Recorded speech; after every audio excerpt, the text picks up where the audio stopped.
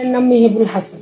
আচ্ছা, আমরা 2 দিন আগে একটি ঘটনা দেখেছি যে আপনার হাজবেন্ডকে বাঁচাতে গিয়ে এক তরুণী আহত হয়েছেন এবং সামাজিক যোগাযোগ মাধ্যমে আমরা দেখেছি যে অস্বীকার করলে আমি কোথায় গেলাম, আমার মেয়েরা কোথায় গেল? তোমরা তো আমার মেয়েদেরও অস্বীকার করতেছো।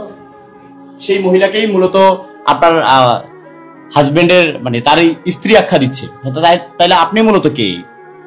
আমি ওনার লিগ্যাল ওয়াইফ।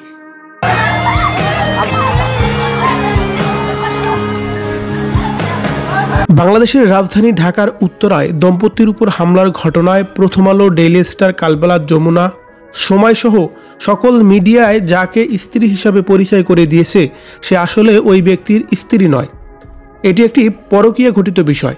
ওই ব্যক্তির স্ত্রী মিডিয়ার সামনে রীতিমতোই কথা বলেছে তাদের সম্পর্কের মধ্যে কি চলছে, কিভাবে ওই মেয়ের সাথে ওইখানে গেল তার স্বামী। ভিউয়ার্স, এই বিষয়টি জানলে যেন আপনি অবাক হবেন, তাই একটু সময় নিয়ে পুরো ভিডিওটি দেখে সঙ্গেই থাকুন। 2016 সাল থেকে 2025 8 বছর চলে। রাজধানীর উত্তরায় সোমবার 17 ফেব্রুয়ারি রাতে এক দম্পতিকে প্রকাশ্যে কোপাতে থাকেন কিশোর গ্যাংয়ের 2 সদস্য। এ সময় পুরুষকে বাঁচাতে ধারালো অস্ত্রের সামনে ঢাল হয়ে দাঁড়িয়ে যান এক নারী। এই ঘটনার একটি ভিডিও সামাজিক যোগাযোগ মাধ্যমে ছড়িয়ে পড়লে শুরু হয় আলোচনা। একাধিক গণমাধ্যমের খবরের শিরোনাম করা হয় স্বামীকে বাঁচাতে ঢাল হয়ে দাঁড়ায় স্ত্রী, ভাসছেন প্রশংসায়ও। ঘটনার একদিন পর জানা গেল কিশোর গ্যাংয়ের হামলার আহত মেহবুবুল হাসান ও নাসরিন আক্তার ইপ্তি স্বামী স্ত্রী নন, তারা কেবলই সহকর্মী। হঠাৎ আজ বুধবার সংবাদ সম্মেলনে এসে এইসব তথ্যই জানিয়েছে মেহবুল হাসানের স্ত্রী শম্পা বেগম। গণমাধ্যমে দেওয়া এক সাক্ষাৎকারে শম্পা জানান 2016 সালে মেহবুলের সঙ্গে তার বিয়ে হয় এবং তাদের 2 সন্তান রয়েছে যাদের বয়স 5 এবং 4 বছর। শম্পা অভিযোগ করে বলেন ইপ্তির সঙ্গে তার স্বামীর পরকীয়া সম্পর্ক রয়েছে, তবে তাদের বিয়ে হয়েছে কিনা সে বিষয়ে তিনি নিশ্চিত নন। পরিচয় প্রকাশ করায় তাকে হুমকি দেওয়া হয়েছে বলে জানান তিনি সেই মুহূর্তেই।